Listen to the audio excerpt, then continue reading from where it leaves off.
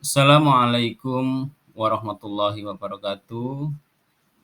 Anak-anak, ketemu lagi pada pelajaran Bahasa Indonesia materi kelas 10 semester ganjil, yakni teks anekdot. Materi ini kita sajikan dalam rangka persiapan untuk menghadapi penilaian akhir sekolah, karena pada beberapa kesempatan yang lalu kita tidak maksimal dalam membahas materi tentang anekdot, mengingat banyak kegiatan di sekolah yang cukup padat. Oleh karena itu, hari ini Bapak akan mereview kembali materi tentang teks anekdot yang sudah kita pelajari. Pada beberapa pertemuan yang lalu, kita sudah melihat monolog, kita sudah membahas apa itu teks anekdot secara singkat. Hari ini kita akan memperdalam kembali konsep materi teks anekdot. Mulai dari pengertian teks anekdot, anak-anak perlu kalian pahami bahwa teks anekdot adalah sebuah cerita atau kisah yang mengandung sifat lucu. Meskipun teks anekdot berisi cerita lucu, akan tetapi teks anekdot juga bisa memiliki banyak maksud yang biasanya digunakan untuk menyampaikan kritik. Banyak yang menganggap bahwa teks anekdot merupakan cerita yang berisi rangkaian beberapa kalimat lucu.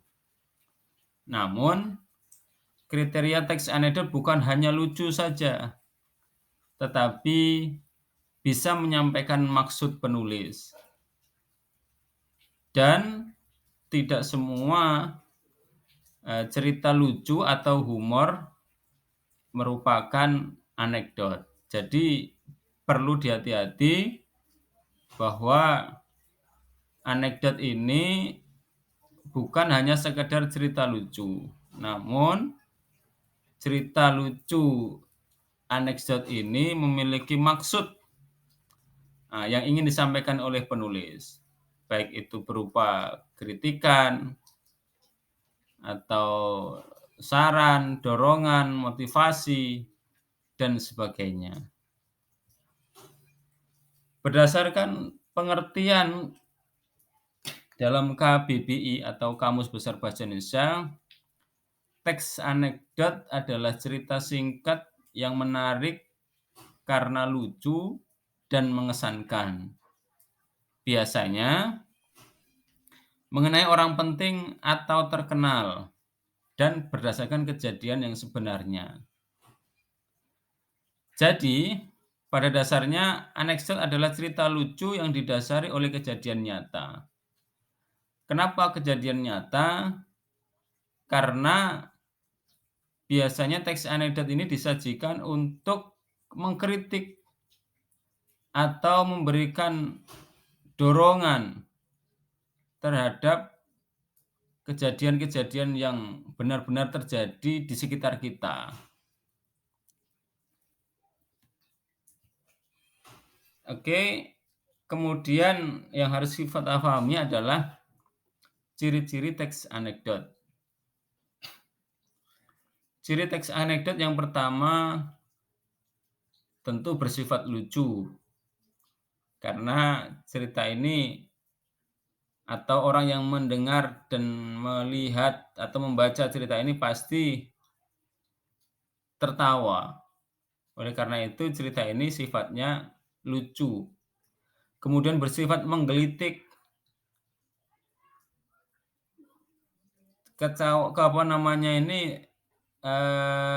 sifat menggelitik ini tentu berbeda dengan lucu semata. Tapi menggelitik ini lebih kepada, ada, unsur sampai ke perasaan, menyentuh perasaan lucunya. Kemudian yang ketiga, bersifat menyindir. Nah, ini tujuan penulis membuat anekdot adalah memberikan sindiran atau kritikan terhadap sesuatu masalah yang ada di sekitar kita. Harapannya dengan membuat teks anekdot atau menyampaikan monolog tentang anekdot ini dapat merubah kondisi keadaan di sekitar kita. Ciri yang keempat, berhubungan dengan pengalaman pribadi atau tokoh.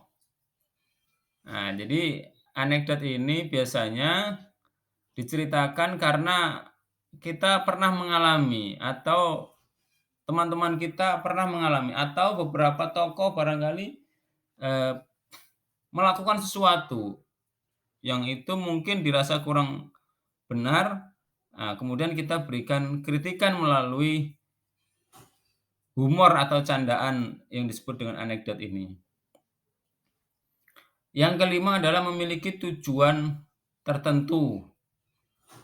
Jadi pasti teks anekdot ini disajikan karena ada tujuannya untuk mengkritik, memberikan motivasi atau dorongan sehingga kondisi yang ada di dalam lingkungan kita atau sesuatu yang kita kritik, kita motivasi itu kemudian muncul satu perubahan dari kritikan atau anekdot yang kita lakukan. Kemudian yang keenam adalah teks anekdot ini menyerupai cerita dongeng. Nah, jadi si pengarang cerita harus pandai ya menceritakan suatu kisah agar orang yang mendengar maupun membaca hanyut dalam cerita atau kisah kita tadi. Sehingga seakan-akan seperti dongeng. Nah, bisa ditambahi atau dikurangi teksnya sehingga menjadi berkesan dan lucu begitu. Dan yang ketujuh, biasanya menceritakan hubungan manusia dan hewan. Nah, dikombinasikan antara manusia dan hewan. Yang penting tujuan utamanya tidak lepas daripada tujuan teks anekdot. Kemudian tujuan teks anekdot sendiri ini ada 3 hal yang menjadi patokan utama, yakni yang pertama membangkitkan tawa pembaca. Jadi pembaca dengan mendengarkan atau membaca teks anekdot menjadi tertawa karena kelucuannya. Nah, yang kedua, karena lucu dan menghibur tadi sehingga teks anekdot ini menjadi sarana hiburan. Makanya di televisi atau di media lainnya ada monolog atau biasa kita sebut sebagai stand up comedy. Nah, itu sampai kemudian ditayangkan di televisi menjadi satu konten hiburan tersendiri. Karena ini memberikan hiburan. Dan yang terakhir, yang ketiga adalah sebagai sarana untuk mengkritik. Ya, mengkritik sehingga hasil daripada kritikan kita nanti dapat merubah kondisi atau keadaan sesuatu atau seseorang agar menjadi lebih baik. Dan yang paling penting kritikan di sini, kritikannya tidak menyinggung perasaan orang lain. Karena ada hiburannya, seperti itu. Anak-anak Dan yang harus dipahami juga adalah tentang struktur teks anekdot. Ya, kita seringkali melihat tayangan anekdot tapi kita tidak tahu strukturnya. Oleh karenanya pada kesempatan kali ini kita akan bahas ada 5 struktur teks anekdot. Yang pertama adalah abstrak. Abstrak ini satu buah alinea atau paragraf di mana paragraf tersebut menggambarkan awal cerita daripada teks anekdot tersebut.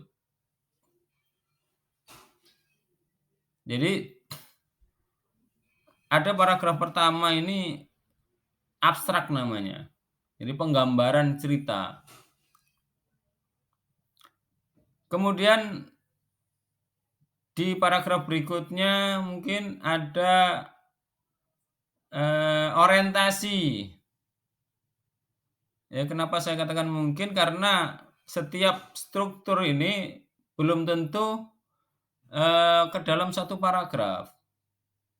Bisa penyajiannya bukan hanya dalam bentuk narasi, tapi juga dalam bentuk teks dialog atau drama, sehingga tidak disajikan dalam bentuk paragraf. Bisa paragraf kedua ataupun bukan dalam bentuk paragraf, tapi baris kalimat saja. Nah, yang jelas bagian kedua ini disebut dengan orientasi. Kenapa? Karena isinya mengandung latar belakang peristiwa, orientasi.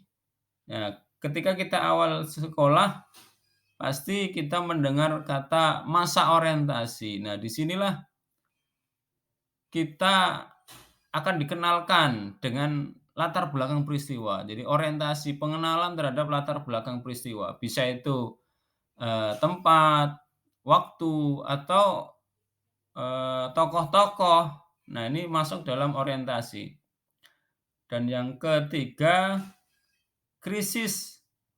Krisis ini adalah puncak peristiwa atau puncak cerita. Di situ di dalamnya terdapat konflik antar tokoh atau ada permasalahan yang menjadi puncak cerita yang perlu ada penyelesaian. Nah, setelah krisis yang keempat adalah reaksi atau respon. Jadi bagaimana konflik tadi memberikan dampak atau efek atau tindak lanjut seperti apa. Nah, baik itu si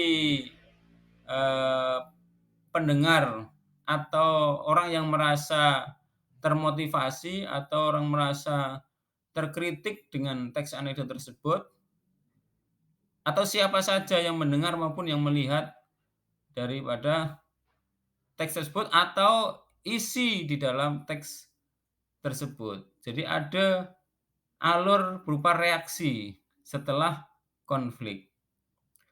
Dan yang terakhir atau yang kelima adalah koda. Koda ini sama dengan penutup yang di dalamnya berisi amanat atau pesan yang dapat kita ambil dari cerita di dalam teks anekdot tersebut.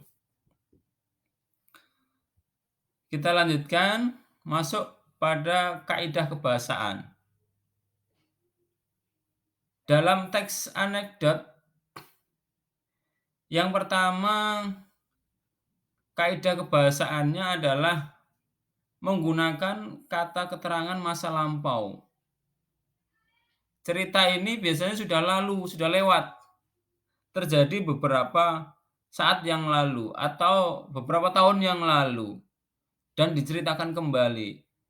Itulah mengapa di dalam teks anekdot ini menggunakan kata keterangan masa lampau karena peristiwa itu sudah terjadi.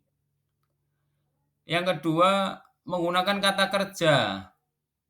Nah, kata kerja ini kata yang mengandung unsur melakukan satu perbuatan atau pekerjaan. Nah, selalu di dalam teks itu pasti ada kata kerja. Kemudian yang ketiga, menggunakan peristiwa urutan waktu. Jadi teks anekdot ini karena berupa cerita atau dialog itu sifatnya berurutan. Dan yang keempat, menggunakan kata penghubung. Jadi kata penghubung ini selalu ada untuk menghubungkan antara satu kalimat dengan kalimat yang lain. Dan yang terakhir adalah di dalam teks anekdot itu selalu ada pertanyaan retoris. Tujuannya untuk memberikan kritikan atau dukungan maupun motivasi. Di mana pertanyaan retoris ini adalah pertanyaan yang tidak perlu jawaban atau tidak perlu dijawab. Cukup difikirkan dalam hati, tujuannya memberikan dorongan, motivasi ataupun kritikan. Oke. Nah, ini adalah langkah-langkah yang perlu kita lakukan saat kita nanti ingin membuat teks anekdot. Yang pertama pasti ada topik atau tema yang akan dibahas dalam teks anekdot. Jadi tentukan dulu kira-kira ini mau mengkritik siapa sasarannya, sehingga kita bisa menentukan tema. Temanya tentang apa dulu? Tentang pendidikan kah, tentang politik kah, tentang masyarakat, tentang pertemanan, percintaan, dan sebagainya. Kemudian tokoh yang ada di dalam teks anekdot. Nah, siapa tokoh yang dijadikan public figure di sini, yang dipilih siapa? Nah, walaupun ceritanya ini, tokohnya ini fiktif, tapi tokoh ini memang benar-benar ada dan pernah ada. Walaupun kita samarkan mungkin namanya dan sebagainya. Kemudian yang ketiga, pilih atau tentukan suatu peristiwa yang akan dijadikan sebagai latar belakang. Nah, latar belakangnya apa nih? Tentang pemilu mungkin, tentang kelas, atau tentang rumah tangga, di dalam rumah tangga, pertemanan masyarakat, dan sebagainya. Kemudian dirangkai peristiwa-peristiwa itu menjadi alur teks anekdot. Kemudian susun kerangka teks anekdot dan kembangkan agar menjadi cerita yang memiliki satu kesatuan yang utuh. Nah, dan yang terakhir adalah perlu mensyuting kembali. Jadi siapa tahu nanti ada yang perlu ditambahi, ada kesalahan, ada yang perlu dikurangi, sehingga teks anekdot yang kita buat benar-benar menjadi teks anekdot yang terbaik. Nah, ini anak-anak salah satu contoh teks anekdot yang dapat kita baca sehingga kita nanti dapat membuat teks anekdot sendiri. Harapannya dengan teks anekdot yang kita buat, kita dapat merubah suatu kondisi keadaan tertentu dari awalnya yang mungkin kurang baik. Dengan teks anekdot yang kita sampaikan, akhirnya kondisi situasi yang ada menjadi yang lebih baik sesuai dengan yang kita harapkan. Demikian anak-anak yang dapat Bapak sampaikan. Mudah-mudahan dengan review materi pada hari ini, kalian dapat lebih memahami materi tentang teks anekdot dan dapat mengikuti ujian dengan baik serta memperoleh nilai yang maksimal. Terima kasih. Assalamualaikum warahmatullahi wabarakatuh.